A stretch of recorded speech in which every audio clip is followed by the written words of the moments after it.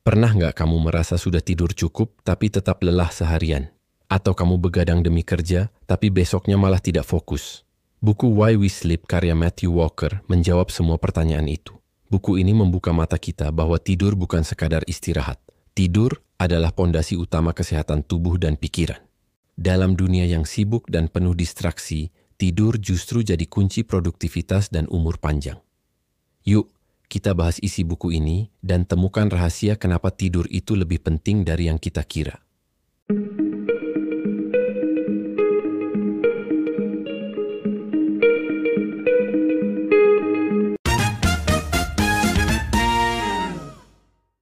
Matthew Walker menjelaskan bahwa tidur bukan aktivitas pasif.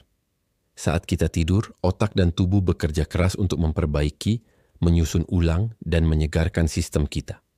Ada dua fase tidur utama. Yang pertama adalah non-REM. Ini fase tidur dalam, di mana tubuh memperbaiki jaringan dan memperkuat sistem imun. Yang kedua adalah REM, fase di mana kita bermimpi. Disinilah otak menyaring emosi, memperkuat memori, dan memicu kreativitas.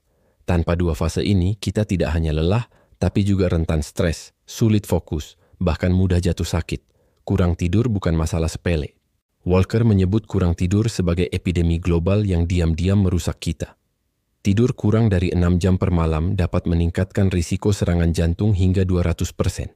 Sistem imun melemah, otak lambat merespons, dan kita lebih mudah emosi. Yang lebih serius, kurang tidur kronis dikaitkan dengan penyakit Alzheimer, obesitas, dan bahkan kanker.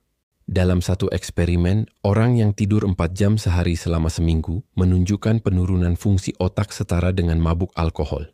Jadi, kalau selama ini kamu mengorbankan tidur untuk mengejar produktivitas, sebenarnya kamu sedang menukar kesehatanmu dengan ilusi efisiensi. Tenang, Walker juga memberi tips praktis untuk memperbaiki kualitas tidur.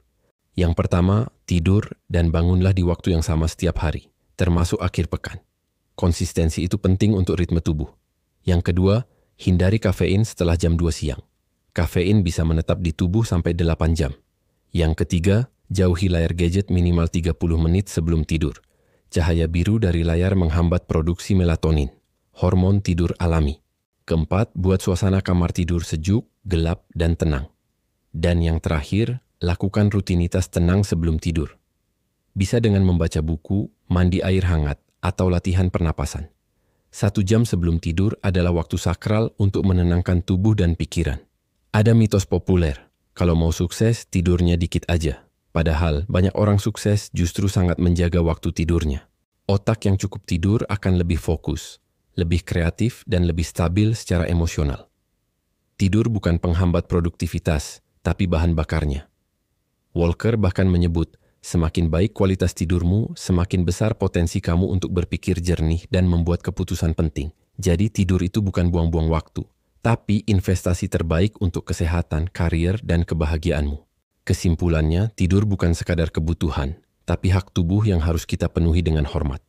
Seperti kata Matthew Walker, the shorter your sleep, the shorter your life. Jadi mulai malam ini, yuk mulai memprioritaskan tidur yang cukup dan berkualitas. Kalau kamu suka pembahasan seperti ini, jangan lupa klik like, subscribe, dan aktifkan lonceng notifikasi.